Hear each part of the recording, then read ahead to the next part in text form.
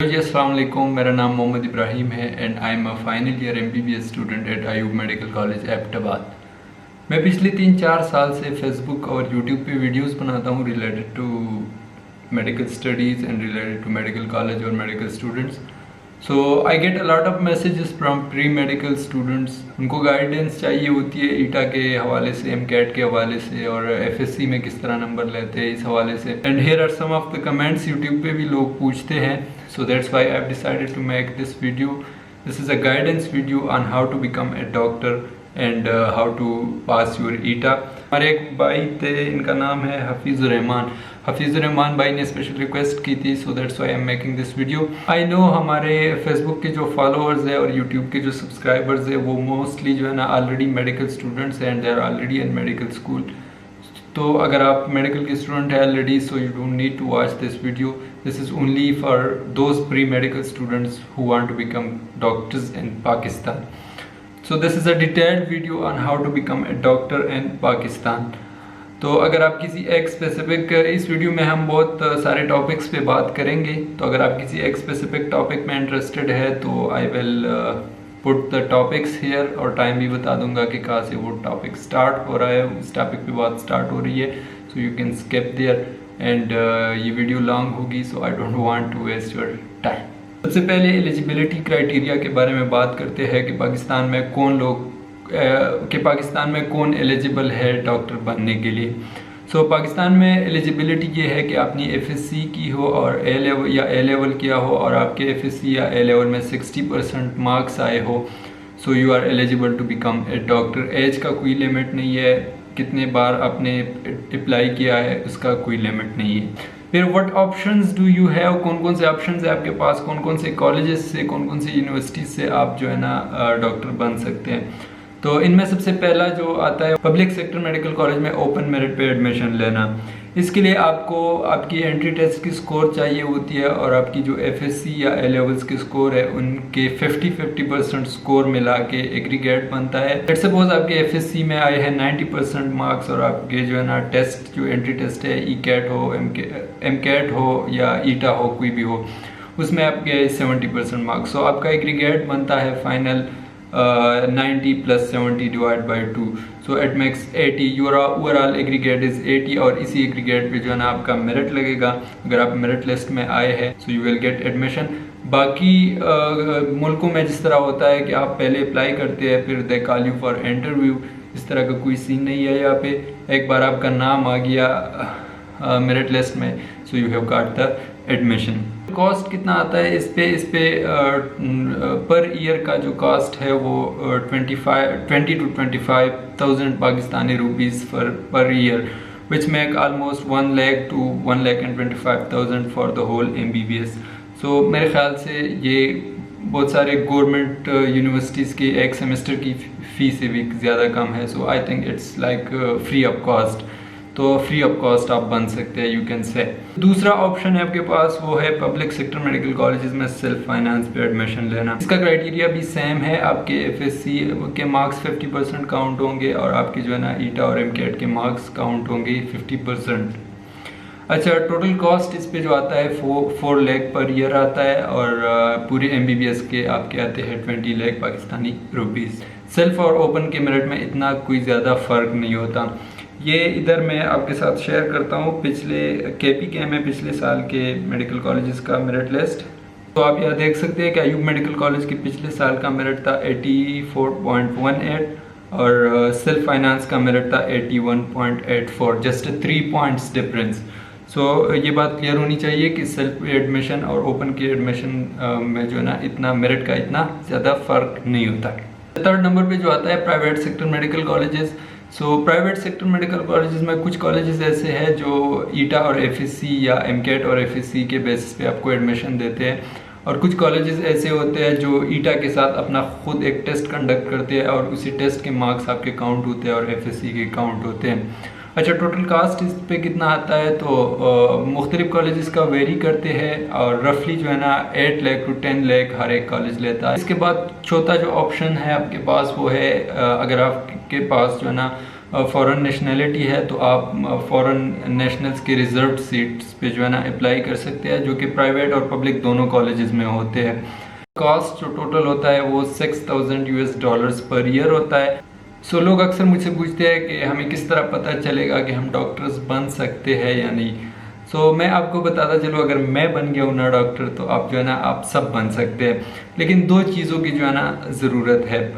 पहली बात यह है कि आप जो है ना ख़ुद डॉक्टर बनना चाहते हैं, रीज़न कोई भी हो, आप लोगों की खिदमत करना चाहते हैं, आपको ख़ुद शौक़ है, वैसे ही डॉक्टर बनना सेक्सी लगता है आपको, आपके क्रश को जो है ना डॉक्टर्स पसंद है इसलिए आप बनना चाहते हैं, आपका कज़न डॉक्टर बन गया इसलिए आप भी चाहते हैं, आपके पेरेंट्स की ख्वाहिश है जो आप पूरा करना चाहते हैं, कोई भी रीज़न हो, लेकिन आप ख़ुद चाहते हैं कि आप डॉक्टर बने। और दूसरी जो चीज़ है वो ये कि आप जो है ना थोड़ा सा हार्ड वर्किंग है आप। The next thing as your journey start from your matric और ओ लेवल्स। अभी तक इस तरह होता था कि जब मेरिट बनता था फाइनल, उसमें 10% आपके मैट्रिक के मार्क्स और ओ लेवल के मार्क्स जो है ना काउंट होते थे, लेकिन अभी क्राइटेरिया चेंज हुआ है, अभी 50% आपके एफएससी के काउंट होते हैं। अभी नंबर काउंट नहीं होते, बट स्टिल आई सजेस्ट कि आप अभी अगर आप मैट्रिक में है तो आप अभी से अपनी जो है ना ये जर्नी स्टार्ट करें। अगर आप मैट्रिक के स्टूडेंट है तो इस वीडियो को यहाँ बंद करें और जाए बैठे अपने बोर्ड को टॉप करें, अपने स्कूल को एटलीस्ट तो टॉप करें, अच्छे से नंबर ले, अच्छे कॉम्पिटिटिव कॉलेज में जाके एडमिशन ले।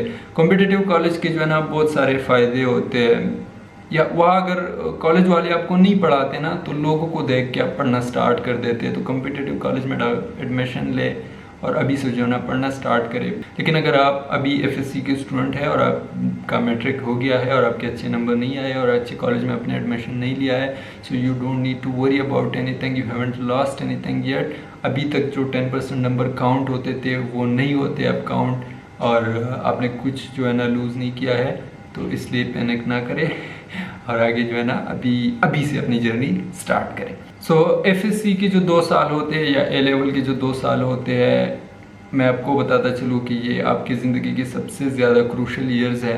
This 2 years are very critical. A single piece of paper might not decide your future, but believe me this 2 years can decide your future. और इन्हीं 2 सालों पे जो है ना डिपेंडेंट है कि आप आगे जाके एक गवर्नमेंट मेडिकल कॉलेज से जाके एमबीबीएस करेंगे या एक प्राइवेट यूनिवर्सिटी से जाके एमबीए या आर्ट्स पढ़ेंगे। ये इन 2 सालों पे जो है ना डिपेंडेंट है, और ये 2 साल आपके लिए डिसाइड करेंगे। So this 2 years are very crucial. I suggest you utilise it properly. अभी इसको प्रॉपरली यूटिलाइज किस तरह करना है, you should start from the very day first. आपके पहले कॉलेज का जो पहला दिन है उसी से आप स्टार्ट करें, डेली पढ़ना स्टार्ट करें। जो कॉलेज में आपको पढ़ाते हैं वो घर में आके पढ़े, हॉस्टल में आके पढ़े, और पहले दिन से जो है ना आपकी ये गोल होनी चाहिए कि मैं बनूंगा डॉक्टर और मैं जो है ना एफएससी में अच्छे नंबर लूँगा, उसके बाद जो है ना एंट्री टेस्ट में अच्छे नंबर लूँगा। बात है study with understanding things not by just memorisation. इस बात की जो है ना बहुत ज़्यादा इंपॉर्टेंस है। आपका जो एफएससी का एग्ज़ाम होता है वो अगर आप चीज़ों को मेमोराइज करें, रट्टा मार ले और वही लॉन्ग क्वेश्चंस को शॉर्ट क्वेश्चंस को रट्टा करके जाके वहाँ लिख ले, आप एफएससी में नंबर ले लेंगे अच्छी तरह। लेकिन फिर आप जब टेस्ट में जाएंगे तो आपके जो है ना बिल्कुल भी अच्छे नंबर नहीं आ सकते, क्योंकि आपने सिर्फ रट्टे मारे हैं। इसलिए आई सजेस्ट कि आप चीज़ों को अंडरस्टैंड करके रट्टे मारे। I hope I am making sense. लेकिन मैं ये कहना चाहता हूँ कि आप पहले चीज़ों को समझें, उसके बाद जो है ना उसे याद करें। तो इसमें 2 फ़ायदे होंगे, एक तो आपके एफएससी में अच्छे नंबर आ जाएंगे, और दूसरी जो बात है आप जो है ना कल को जब 2 साल बाद टेस्ट में जाएंगे तो आपके जो है ना आई गारंटी यू आपके बहुत अच्छे मार्क्स आएंगे, अगर आपने अंडरस्टैंडिंग के साथ चीज़ें पढ़ी है और फिर उनको याद किया है। Another thing is I suggest you should join N academy. First year से ही ज्वाइन करें एकेडमी, और जो वीक सब्जेक्ट्स है आपके स्पेशली उनके लिए ज्वाइन करें। सारे कॉलेजेस में जो है ना कोर्स ख़त्म नहीं कर पाते रिक्वायर्ड टाइम में, क्योंकि कॉलेज में एग्ज़ाम्स होते हैं, छुट्टियाँ होती है, क्लास का टाइम भी कम होता है, बहुत सारे सब्जेक्ट्स होते हैं, तो टीचर्स को इतना टाइम नहीं मिलता कि वो पूरा कोर्स जो है ना आपको कवर करके और सही तरीके से पढ़ा सके। और दूसरी एक बात यह है कि अगर एक बार आपने कॉलेज में पढ़ भी लिया, ख़त्म भी कर लिया कोर्स, तो एकेडमी में आपकी रिवीजन भी हो जाएगी, that's also a good thing. और एक और ये बात कि अगर आप किसी दिन कॉलेज नहीं गए या कॉलेज में कोई फंक्शन था उसमें गए या आप बीमार थे नहीं जा पाए कॉलेज और आपसे एक टॉपिक मिस हो गया, एक चैप्टर मिस हो गया, so you will not have to worry about that thing. और जो फंक्शन था वो इक्वली आप इंजॉय भी कर लेंगे। And having fun is also important, you should understand this. लेकिन अगर आप किसी इवेंट में गए हैं और उधर आपका क्लास मिस हो रहा है और आपको क्लास की जो है ना टेंशन हो रही है, तो आप इंजॉय नहीं कर पाएंगे। या तो अगर आपने एकेडमी ज्वाइन की है तो आपके पास ऑलरेडी एक ऑप्शन है, you will also enjoy your life, your events in the college, और आप फिर आके जो है ना घर आके एकेडमी भी जा सकते हैं और वो जो टॉपिक आपसे मिस हो गया है वो आप उधर कवर कर सकते हैं। प्लस एक और बात ये होती है कि हमेशा कॉलेज में आपके फेवरेट टीचर्स नहीं होते, कुछ ऐसे टीचर्स होते हैं जिनसे आपको समझ नहीं आ रही होती, तो फिर उस चीज़ को भी कंपनसेट करने के लिए आप किसी एक अपने फेवरेट टीचर के क्लास में जाके एकेडमी में बैठ सकते हैं and you can learn from there. So I highly suggest you join an academy from day first, और जो आपके वीक सब्जेक्ट्स है स्पेशली उसके लिए ज्वाइन करें। एक और गलती जो बहुत सारे स्टूडेंट्स करते हैं वो ये है कि वो आर्ट्स सब्जेक्ट्स को जो है ना टाइम नहीं देते इतना जितना साइंस सब्जेक्ट्स को देते हैं। तो मैं आपको बताता चलूँ, आपका जो फाइनल मेरिट लिस्ट बनेगा मेडिकल कॉलेज में, उसके जो है ना 50% मार्क्स आपके एफएससी के मार्क्स काउंट होंगे। एफएससी के मार्क्स 50% आपके आर्ट्स के मार्क्स से बनते हैं। तो बहुत सारे लोग ये गलती कर लेते हैं कि साइंस में तो वो 90% नंबर ले लेते हैं, लेकिन उनके आर्ट्स में जो है ना 70% नंबर आ जाते हैं, तो ओवरऑल उनका एग्रीगेट जो है ना फिर से ख़राब हो जाता है। और आर्ट्स को जो है ना आप साइंस का आधा टाइम भी देंगे ना, तो मैं गारंटी के साथ कह सकता हूँ कि आपके आर्ट्स में ज़्यादा नंबर आएंगे साइंस से, क्योंकि आर्ट्स में नंबर लेना बहुत ज़्यादा इजी होता है और इतनी जो है ना मेहनत की ज़रूरत नहीं होती जितनी साइंस के सब्जेक्ट्स के लिए करनी पड़ती है। सो आई सजेस्ट यू कि आप आर्ट्स को जो है ना इग्नोर ना करें, आर्ट्स को इक्वली इंपॉर्टेंस दें। जो एक और गलती स्टूडेंट्स करते हैं एफएससी के स्टूडेंट्स, वो 1 या 2 चैप्टर हर एक सब्जेक्ट में जो है ना चॉइस पे छोड़ लेते हैं। And that thing can work in FSc, क्योंकि एफएससी के एग्जाम में आपके जो शॉर्ट क्वेश्चंस होते हैं और लॉन्ग क्वेश्चंस होते हैं उसमें आपके पास ऑप्शन होता है। तो अगर आप 1 या 2 चैप्टर स्किप कर भी ले तो उससे अगर एक क्वेश्चन आ भी जाए तो बाकी चैप्टर्स आपने किए होंगे आप कर लेंगे। लेकिन मसला ये है कि ये चैप्टर्स इधर आप छोड़ लेते हैं तो फिर ईटा के लिए या एंट्री टेस्ट के लिए भी आप नहीं करते, एंड यू नेवर नो कि एंट्री टेस्ट में कौन से चैप्टर से कितने MCQs आएंगे या कितने क्वेश्चन आएंगे आपके। सो अगर आपने फ़र्ज़ करें एक चैप्टर छोड़ दिया है उससे 10 क्वेश्चंस भी आ सकते हैं। एक चैप्टर था जो आपने बहुत ज़्यादा अच्छा किया था उससे 1 क्वेश्चन भी नहीं आ सकता। सो यू नेवर नो कि कौन से चैप्टर से कितने MCQs आएंगे या कितने क्वेश्चंस आएंगे। सो इसलिए I highly suggest to cover 100% of your syllabus from right now. FSc से कर ले, क्योंकि बाकी आगे जाके अगर टेस्ट के लिए आपके पास टाइम कम हो रिवीजन का तो अभी से आपने सब कुछ कर लिया होगा और नई चीज़ों को सीखने का जो है ना आपको ज़रूरत नहीं होगी। That was all for FSC. अच्छा, now we will talk about how to prepare yourself for ETA, MCAT या एंट्री टेस्ट जो भी है। सबसे पहले जो सबसे इम्पॉर्टेंट बात है, किसी भी एग्ज़ाम के लिए तैयारी करने से पहले उस एग्ज़ाम का पैटर्न जो है ना समझना ये बहुत ज़्यादा ज़रूरी है, क्योंकि आपका जो एफएससी और मैट्रिक के एग्ज़ाम्स होते थे वो बहुत ज़्यादा डिफरेंट होता है आपके एंट्री टेस्ट से। यहाँ पे आपके शॉर्ट क्वेश्चंस, लॉन्ग क्वेश्चंस होते थे जो आपकी बुक से आते थे, वहाँ पे आपके मल्टीपल चॉइस क्वेश्चंस होते हैं जो आपके बुक से रिलेटेड तो होते हैं, लेकिन ये ज़रूरी नहीं है कि आपकी बुक का लाइन ही आया हो। आपका जो एंट्री टेस्ट होता है ईटा या MCAT का, अभी जो पैटर्न है वो 200 MCQs होते हैं आपके, जिसके 200 मार्क्स होते हैं और आपने इन MCQs को 3 आवर्स में करने होते हैं। इसमें बायो की 80 MCQs आते हैं, फिजिक्स केमिस्ट्री की 60 आते हैं, फिजिक्स के 40 आते हैं और इंग्लिश के जो है ना आपके इंक्लूड होते हैं 20 MCQs। तो पैटर्न से आपको समझ आ गया होगा कि bio is more important, bio से 80 MCQs आने हैं तो आपने जो है ना बायो पे ज़्यादा फोकस करना है, उसके बाद केमिस्ट्री पे फोकस करना है, उसके बाद फिजिक्स पे आपने फोकस करना है, उसके बाद जाके इंग्लिश पे फोकस करना है। तो इस चीज़ के लिए मैं सजेस्ट करता हूँ कि सबसे पहले दिन आपका जब भी एग्ज़ाम ख़त्म हो जाए, एग्ज़ाम और ईटा में ऑलमोस्ट 2 to 3 मंथ्स का गैप होता है, तो पहले दिन आप जाए और आप अपने लिए पास्ट पेपर्स लेके आए और एमसीक्यू का किसी भी एकेडमी का एमसीक्यू बुक लेके आए जिसमें चैप्टर वाइज एमसीक्यूज दिए होते हैं उस टेस्ट की प्रिपरेशन के लिए। अभी आपने क्या करना है कि एक एक चैप्टर को रिवाइज करना है और एंड में उसी चैप्टर के एमसीक्यूज उसी एमसीक्यूज बुक से देखने हैं। इससे क्या होगा कि आपने चैप्टर रिवाइज कर दिया, आपको पता भी चल जाएगा कि टेस्ट में किस तरह के एमसीक्यूज आएंगे, किस तरह के क्वेश्चंस आएंगे। दूसरा, आपको ये पता चल जाएगा कि इस चैप्टर में आपके वीक पॉइंट्स कौन से हैं, कौन से टॉपिक्स आपको सही नहीं आते, तो इन्हीं टॉपिक्स को आप जो है ना दोबारा कर ले और इवालुएट करें खुद को, कौन से टॉपिक्स में आप कमज़ोर है उन्हीं टॉपिक्स पे आप फोकस करें, कौन से सब्जेक्ट में आप कमज़ोर है, कौन से चैप्टर में आप कमज़ोर है, अपने आप को इवालुएट करें करना है आपने। फिर उसके एमसीक्यूज करने हैं, चैप्टर रिवाइज करना है, एमसीक्यूज प्रैक्टिस करने हैं, चैप्टर रिवाइज करना है, एमसीक्यूज प्रैक्टिस करने हैं। और जितना भी टाइम है 2 मंथ्स है या 3 मंथ्स है या अगर आप रिपीट कर रहे हैं 1 साल है, पूरा साल जो है ना आपने रिवीजन करनी है। MCQs practice revision, MCQs practice revision, MCQs practice, that is the key. The next thing is, should you join academy for ETA preparation or should you join academy for MCAT preparation, या जो 2 months का जो आपको time मिला है preparation के लिए, इसमें आपको एकेडमी ज्वाइन करनी चाहिए कि नहीं करनी चाहिए। और should you join academy, that is totally dependent on you. अगर आपको ट्रिक्स का नहीं पता, एमसीक्यूज सॉल्व करने में आपको मुश्किल हो रही है, आपसे जो है ना खुद रिवीजन नहीं हो रहा, so I suggest then you should join the academy. लेकिन अगर आपको चीज़ों की समझ ऑलरेडी आ रही है, अपने एफएससी में से ही पढ़ा है, आप एमसीक्यूज सॉल्व कर सकते हैं, एमसीक्यूज में कोई मसला नहीं हो रहा, स्पेशली फिजिक्स के एमसीक्यूज में आपको, और आप जो है ना खुद से रिवीजन भी कर सकते हैं। तो फिर मेरे ख्याल से एकेडमी ज्वाइन करने का कोई फ़ायदा नहीं है आपके लिए। एंड यू शुड एकेडमी को जितना टाइम आप देते आते जाते वक्त या ऑनलाइन बैठ के क्लासेस लेते वक्त, वो टाइम जो है ना आप खुद सेल्फ स्टडी को दे दे और उसमें रिवीजन करें, एमसीक्यूज प्रैक्टिस करें, रिवीजन करें। I repeat, revision, MCQs practice, revision, MCQs practice. Tests are very very very very very important. और आपने जो है ना एटलीस्ट, मैं सजेस्ट कर रहा हूँ एटलीस्ट आप 3 संडे टेस्ट दे दें। एक टेस्ट से 1 महीना पहले दे दें, फिर उसके 15 दिन बाद एक दे दें, और एक टेस्ट से 1 हफ्ता पहले दे दें।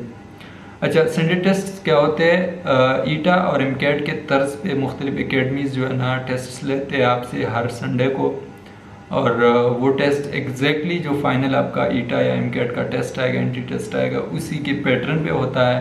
लेकिन इसमें ये होता है कि ये लोग आपके साथ जो है ना फिर टेस्ट के एंड में आपके साथ डिस्कस करते हैं कि राइट आंसर कौन सा था, रॉन्ग आंसर कौन सा था, किस तरह स्टूडेंट इस आंसर को रॉन्ग टेक कर सकते हैं, कौन कौन सी गलती करते हैं स्टूडेंट्स और किस तरह ये करना चाहिए। इसके कुछ फ़ायदे हैं। सबसे पहला फ़ायदा तो ये है कि आप यूज टू हो जाते हैं। आप जब जाएंगे टेस्ट सेंटर में तो आपको ऐसा नहीं फील होगा कि मैं पहली बार ये टेस्ट दे रहा हूँ, आपको फील होगा मैं कोई तीसरी या चौथी बार दे रहा हूँ ये टेस्ट। ये जो बात है, जो 3 घंटे में 200 एमसीक्यूज आपने करने होते हैं, तो बहुत सारे स्टूडेंट्स ऐसे होते हैं जो मैनेज नहीं कर पाते टाइम को। तो लेट्स सपोज अब अगर आप गए पहले टेस्ट को देने, पहले संडे टेस्ट को देने के लिए आपने 3 घंटे में 180 एमसीक्यूज अटैम्प्ट किए, तो आपको नेक्स्ट टेस्ट में पता होगा कि आपने जो है ना थोड़ा जल्दी करना है, और आपको पता होगा कि कौन कौन से एमसीक्यूज में मुझसे टाइम लिया था, तो वो आपने किस तरह लीव करने हैं। दूसरे टेस्ट में आप जाएंगे तो आपके जो है ना 190 एमसीक्यूज आप कर लेंगे। तीसरे जब टेस्ट में आप जाएंगे तो और भी अच्छी तरह आप मैनेज कर पाएंगे और आप जो है ना रिक्वायर्ड टाइम में 200 एमसीक्यूज कर लेंगे। संडे टेस्ट के एंड में आपके पास जो है ना आपके साथ डिस्कशन होती है एकेडमी की टीचर्स कि ये क्वेश्चन किस तरह लोगों ने गलत किया है और ये इसका राइट आंसर कौन सा है। तो उससे आपको अंदाज़ा हो जाएगा कि मेरे वीक जोन्स कौन से है, कौन से सब्जेक्ट में, कौन से चैप्टर्स में जिस ऐसे है जिसके एमसीक्यूज मैंने गलत किए थे। और आपके पास अभी भी 1 महीने का टाइम है, so you can focus on those chapters. और बात जो है ना ये है कि ये जो एमसीक्यूज होते हैं जो एकेडमीज वाले बनाते हैं, ये भी आपके कोर्स से बनाते हैं, और जो फाइनल टेस्ट आएगा वो भी आपके कोर्स से ही आएगा। तो so there is a possibility कि या जो क्वेश्चंस आए हैं उसी तरह के क्वेश्चंस जो लोग टेस्ट बनाते हैं फाइनल, उन लोगों ने भी बनाए होंगे, और यहाँ पे जो एमसीक्यूज आए हैं वो फाइनल टेस्ट में भी आ सकते हैं। या अगर आपने ठीक किया तो वो आप भी ठीक कर लेंगे, या अगर आपने गलत की है तो आपको पता भी चल गया होगा कि किस तरह मैंने गलत किया है और राइट आंसर कौन सा है, तो वो आपके जो ना आप राइट आंसर टिक करेंगे। अच्छा, इसके बाद बात आती है कि टेस्ट से 1 दिन पहले और टेस्ट के दिन पे आपने क्या करना है। सो आप इस तरह करें कि शाम को अपने बुक्स बंद करें। टेस्ट से 1 दिन पहले आपने जितना करना था वो आप कर चुके हैं। रिज़ल्ट को अल्लाह ताला पे छोड़ें और हमारे लिए जो बेस्ट होता है हमें वही मिलता है। करें कि रात को नींद करने की कोशिश करें, नींद नहीं आएगी आपको, मैं बता रहा हूँ, लेकिन फिर भी आप कोशिश करें सुबह उठ के प्रॉपरली अपना ब्रेकफास्ट करें ताकि टेस्ट में आपकी जो है ना एनर्जी डाउन ना हो, और अपने साथ जो है ना पानी और एक चॉकलेट लेके जाएं। हमारा जो ब्रेन है वो सिर्फ जो है ना ग्लूकोज पे काम करता है, और इंस्टेंट ग्लूकोज जो है हमें चॉकलेट्स और टॉफ़ीज़ इन चीज़ों से मिलती है। तो अगर टेस्ट में आपको फिर लगता है कि आपकी एनर्जी डाउन हो गई है, सो ईट दैट चॉकलेट और आप जो है ना रीबूस्ट हो जाएंगे।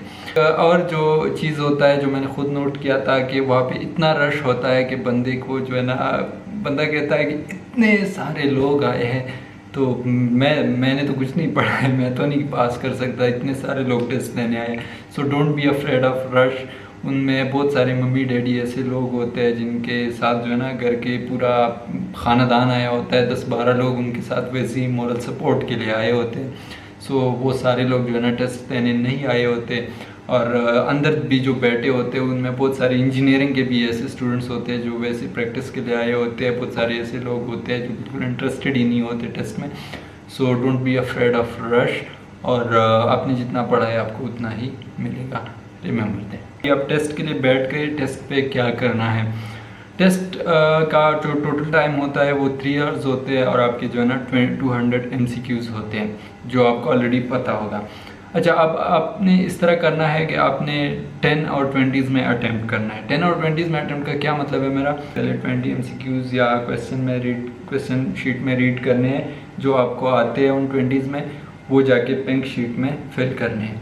फिर यहाँ आगे 20 MCQs करने हैं, वो जाके पिंक शीट में फिल करने हैं, फिर आगे 20 MCQs करने हैं। कुछ लोग ऐसा कर लेते हैं कि यार 200 के 200 कर लेते हैं पहले, उसके बाद जाके पिंक शीट में फिल करना स्टार्ट कर देते हैं, तो उसमें टाइम आपका ख़त्म हो सकता है और आपका जो है ना आंसर या आता होगा आपको, लेकिन आपने आंसर उधर लिखा ही नहीं, तो आपको नंबर नहीं मिलेंगे। दूसरी जो गलती लोग करते हैं, लेट सपोज ये पहले 4 क्वेश्चन है, इसमें 3 मुझे आते हैं, चौथा मुझे नहीं आता और 5वां मुझे आता है, तो वो लोग पहले क्वेश्चन का आंसर पिंक शीट में लिख लेते हैं, दूसरे क्वेश्चन का आंसर लिख लेते हैं, तीसरे का लिख लेते हैं, लेकिन उनको इधर चौथा क्वेश्चन नहीं आ रहा होता, वो 5वां आ रहा होता है, 5वें का आंसर वो चौथे क्वेश्चन में फिल कर देते हैं। बहुत सारे मेरे दोस्तों ने भी ये गलती की थी। पिंक शीट जो है ना उसको बहुत ज़्यादा केयरफुली जो है ना आप फिल करें, और आपके बीच में जो क्वेश्चन मिस हुए हैं उनको जो है ना अपने जहन में रखें कि ये वाला क्वेश्चन मुझसे मिस हुआ है, ये फेल नहीं करना। फिज़िक्स के मोस्टली क्वेश्चंस ऐसे होते हैं जो बहुत ज़्यादा लेंथी होते हैं, या कुछ केमिस्ट्री के भी होते हैं, तो आप जो है ना उन क्वेश्चंस पे अगर आपको आते भी हो लेकिन आपको पता हो कि इस पे मुझसे कोई 2 मिनट से ज़्यादा टाइम लग रहा है, तो उन क्वेश्चंस को आप फ़िलहाल ना करें फर्स्ट गो में, और उन क्वेश्चंस पे एक टिक लगाए या स्टार लगाए उधर, और उनको छोड़ दे दोबारा जब आप 200 MCQs कर ले पूरे, उसके बाद आके इन क्वेश्चंस को क्या करें, हल करें। अच्छा, आपका जो MCQs का डिस्ट्रीब्यूशन होता है वो इस तरह होता है कि 100 MCQs आपकी इजी आते हैं टेस्ट में, रफली इस तरह होता है, ज़रूरी नहीं है लेकिन रफली इस तरह होता है कि 100 आपके इजी MCQs आते हैं जो मोस्टली लोग जो है ना करेक्ट कर लेते हैं। उसके बाद 40 ऐसे MCQs होते हैं जो हार्ड होते हैं, जो थोड़ा बहुत समझ के लोगों ने पढ़ा होता है वो लोग कर पाते हैं, और फिर उसके बाद 60 ऐसे MCQs होते हैं जो बहुत ज़्यादा मुश्किल होते हैं, और ये वही लोग करते हैं जिन लोगों ने समझ के सही मेहनत की होती है, and those are the people who deserve to get admission. और सिर्फ वही लोग ही लेते हैं जो इन 60 MCQs में एक दूसरे के साथ compete करते हैं और इनमें मोस्टली जो है ना करेक्ट करते हैं। अच्छा, जो इजी MCQs होते हैं आपके, वो मोस्टली आपके बुक के लाइन्स उठाए होते हैं उन लोगों ने, लेकिन अगर आपने बुक सही नहीं पढ़ी है तो बुक की लाइन भी जो है ना आप गलत कर सकते हैं। हियर एज एन एग्जांपल, ये पिछले ईटा में आया है क्वेश्चन कि vomit centre is located in, option 1 है पॉन्स, सेकंड ऑप्शन है मिड ब्रेन, थर्ड ऑप्शन है cerebellum, and the fourth option is medulla. तो अगर आपने बुक पढ़ी है so you will know the answer that the answer is medulla. लेकिन अगर आपने बुक नहीं पढ़ी है तो ये जो इजी MCQs भी आते हैं आप वो भी सॉल्व नहीं कर पाएंगे, और हार्ड और वेरी हार्ड को तो छोड़ ही दें। और जो इम्पोर्टेंट टिप मैं देना चाहता हूँ आपको MCQs को सॉल्व करने के हवाले से, वो ये है कि do questions bye exclusion criteria. Exclusion criteria से मेरा मतलब क्या है? एक्सक्लूजन क्राइटेरिया से मेरा मतलब ये है कि आप जो है ना पहले उन ऑप्शंस को निकाल दे जो आपको लगता है कि गलत है। क्वेश्चन में आपसे टीक आंसर मांगा हुआ है, आप पहले गलत आंसर्स को निकाल दे, फिर जो बाकी आंसर्स आपके पास रहते हैं उनमें आप डिसाइड कर ले कि टीक कौन सा है। हियर इज एन एग्जांपल, ये भी पिछले ईटा की ही एमसीक्यूज है। Which particle is a fundamental particle? Options are electron, hadron, proton and neutron. सबसे पहले आप क्वेश्चंस को समझे, क्या मांगा है हमसे क्वेश्चन में मांगा है कि फंडामेंटल पार्टिकल इन फॉलोइंग में कौन सा है। सो फंडामेंटल पार्टिकल वो पार्टिकल्स होते हैं जो खुद किसी चीज़ से नहीं बने होते और जो सबसे छोटे पार्टिकल्स होते हैं। अच्छा, ऑप्शंस आर इलेक्ट्रॉन। मुझे अभी भी याद है इलेक्ट्रॉन एफएससी में कि इलेक्ट्रॉन जो है ना क्वार्क से बना हुआ था। सो electron can not be a fundamental particle. I will exclude this one. Option 1 is not the option. अभी मेरे पास 3 ऑप्शंस रह गए, इन तीनों में मैंने डिसाइड करना है कि और रॉन्ग आंसर्स कौन कौन से हैं जो मैं एक्सक्लूड कर सकता हूँ। Option second is hadron. Hadron का मुझे नहीं पता कि हेड्रॉन क्या है, so I will leave it here. It might be a correct answer but I don't know, तो मैं इसको यहाँ ही छोड़ दूंगा। Option 3 is proton. So proton, I still remember from FSc कि प्रोटॉन भी क्वार्क्स से बना था। अप क्वार्क्स थे या डाउन क्वार्क्स थे या कितने कितने थे वो मुझे नहीं याद, लेकिन इतना मुझे याद है कि प्रोटॉन भी जो है ना क्वार्क्स से ही बना था। So proton can not be a fundamental particle as well. Proton को भी मैं एक्सक्लूड कर दूंगा। फोर्थ ऑप्शन है इज न्यूट्रॉन। न्यूट्रॉन भी मुझे याद है कि क्वार्क्स से बना था। कौन से क्वार्क्स थे नहीं याद, लेकिन इतना मुझे पता है कि न्यूट्रॉन भी क्वार्क्स से ही बना था। सो न्यूट्रॉन को भी मैंने एक्सक्लूड कर दिया। Only one option is left and that is the correct answer. तो मुझे पता भी नहीं था हेड्रॉन है क्या, स्टिल मैंने एमसीक्यू जो है ना वो करेक्टली आंसर किया। सो इसीलिए जो है ना एक्सक्लूजन क्राइटेरिया आप अपनाएं। अगर आपको किसी चीज़ के आंसर का पता भी ना हो, still there is a chance कि आप जो है ना क्वेश्चन से ही आंसर करें। अच्छा, ये दूसरा एग्जाम्पल है, over eating psychological disorder is called. Option 1 is dyspepsia, second option is septicaemia, third option is anorexia and fourth option is bulimia.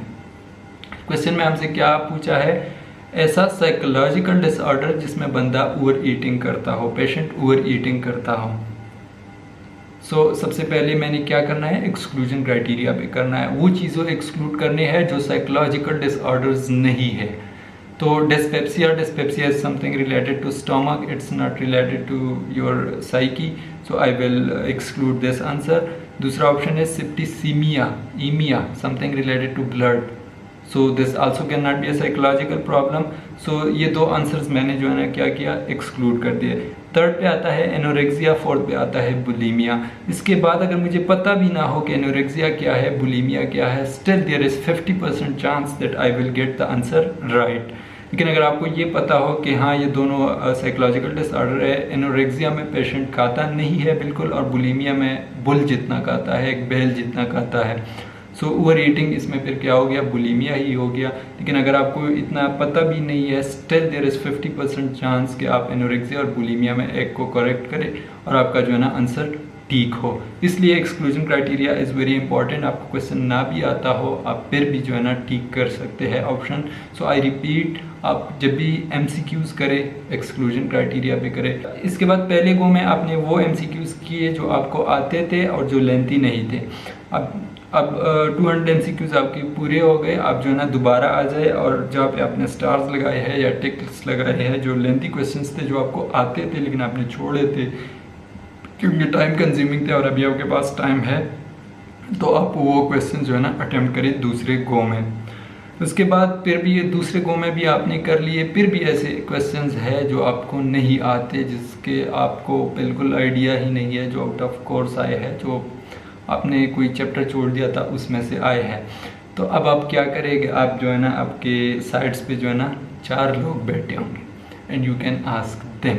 हम पाकिस्तानी है, हम जो है ना धोखेबाजी तो करेंगे ही करेंगे। सो आई सजेस्ट कि अभी भी आपको नहीं आते तो 0 नंबर लेने से अच्छा है कि बाकी 7 वालों से पूछो, क्या पता उनको ठीक आता हो, वो बता दें। लेकिन ये बात जो है ना तब करनी है आपने जब आपने एक बार अपने 200 एमसीक्यूज कर लिए, उसके बाद आपने लेंथ भी कर लिए, उसके बाद आपको जो शक था कि हाँ ये आंसर ठीक है वो भी आपने कर लिए। उसके बाद जाके ये काम करना है जब आपको कुछ और ना आता हो और आप जो ना खुद से और कुछ नहीं कर सकते। ओके, आपने टेस्ट दे दिया, आप घर पे आए, किसी के साथ डिस्कस ना करें, कल आपका रिजल्ट आ गया, आपने पास किया है, congratulations from my side. Treat तो बनती है इस बात पे, सो आई ओ यू अ ट्रीट। और मैं सजेस्ट करता हूँ कि आप जो है ना जाए, एक रोड ट्रिप पे जाए, एक लंबी वेकेशंस ले, सीजन्स देखे, मूवीज़ देखे, यू हैव अर्नड इट, और इन्जॉय करें अपनी ज़िंदगी। ये 3 महीने जो है ना फिर नहीं आते। अच्छा, अभी आपने टेस्ट दे दिया, आप घर आए, रिजल्ट आया and you couldn't do it, so what to do now. मैं आपको भी बताता हूँ कि आप जाए, रोड ट्रिप पे जाए, सीजन्स देखे, अयाशिया करे, you have earned it, but लेकिन आपका दिल नहीं करेगा ये सब काम करने का। मैं बता रहा हूँ आपको। अभी आपने क्या करना है, आपने बैठना है और अपने साथ सोचना है। जो लोग पास नहीं कर पाते वो मोस्टली जो है ना इन 4 कैटेगरीज में आते हैं। कैटेगरी नंबर 1 है you did your best but you couldn't even get near the required margin. आपने जो है ना अपना 100% दे दिया, जितने मेहनत आपसे हो सकती थी आपने कर ली, लेकिन आपको जो रिक्वायर्ड नंबर थे वो 160 थे और आपके आए 80 और 90। So I suggest you to move on. किसी प्राइवेट कॉलेज में जाके एडमिशन ले, या फिर किसी दूसरे सब्जेक्ट में जाके एडमिशन ले, दूसरी यूनिवर्सिटी में जाके एडमिशन ले, अपना टाइम ज़ाया ना करें। This is my suggestion. आपको जो अच्छा लगता है वही करें आप, लेकिन मैं ये सजेस्ट कर रहा हूँ कि आप अपना टाइम ज़ाया ना करें। अच्छा, second category, as you did your best but you were real close. आपने अपना 100% दे दिया, जितना आपसे हो सकता था वो आपने कर लिया, लेकिन रिजल्ट में आपको चाहिए था 160 और आपके आए 150, 140, 130। So I suggest you give another try. अगली बार भी जितना 100% आपने दिया था उतना ही 100% के साथ आप फिर से तैयारी करें, एंड इंशाल्लाह you will get it next time. 1 साल ज़ाया करना आपके लिए इतनी कोई बड़ी बात नहीं है। Okay, the third category, as you didn't do your best but still you managed to get good marks and you know you can do better। आपने इतना अच्छा नहीं किया था लेकिन स्टिल आपके रीजनेबल नंबर आए और आपको पता है कि आप कर सकते हैं इससे अच्छा और आप करना चाहते हैं। So I suggest you to give it another try. अगली बार जो है ना अपना 100% एफर्ट लगाए और आप जो है ना इंशाल्लाह नेक्स्ट टाइम क्लियर कर लेंगे। 1 साल ज़ाया करना is not a big deal. अच्छा, the fourth category, as you didn't do your best but you know yourself that you are not gonna do any better next time. आपने अच्छा नहीं किया, स्कोर भी अच्छा नहीं आया या थोड़ा बहुत आ भी गया, लेकिन आपको पता है कि इससे नेक्स्ट टाइम आप इससे ज़्यादा मेहनत नहीं कर पाए और आपने करनी भी नहीं है, तो मैं सजेस्ट करता हूँ आप जाके किसी प्राइवेट कॉलेज में एडमिशन ले या किसी दूसरी यूनिवर्सिटी में एडमिशन ले, and there is no need to waste your time. Okay guys, so that was all for today. इस वीडियो से अगर आपका कोई फ़ायदा हुआ हो, आपने कोई चीज़ सीखी हो, so please give this video a thumbs up. It really motivates me to make more videos. और अगर आपका कोई भी क्वेश्चन है so you can ask me on Instagram, YouTube पे कमेंट सेक्शन में भी पूछ सकते हैं। I will try to answer there you also. मैं रिप्लाई करता हूँ हर एक कमेंट को। और इसके अलावा मैंने किस तरह पास किया था, मेरी जर्नी कहाँ से स्टार्ट हुई थी, and how I became a doctor, that is also an inspiring story. So अगर आप लोग इंटरेस्टेड है और आप लोगों में से 5 लोगों ने मुझे बताया कि हाँ हम सुनना चाहते हैं कि आप किस तरह बने हैं doctor, so I will share my story with you guys next time, and until then, take care, love.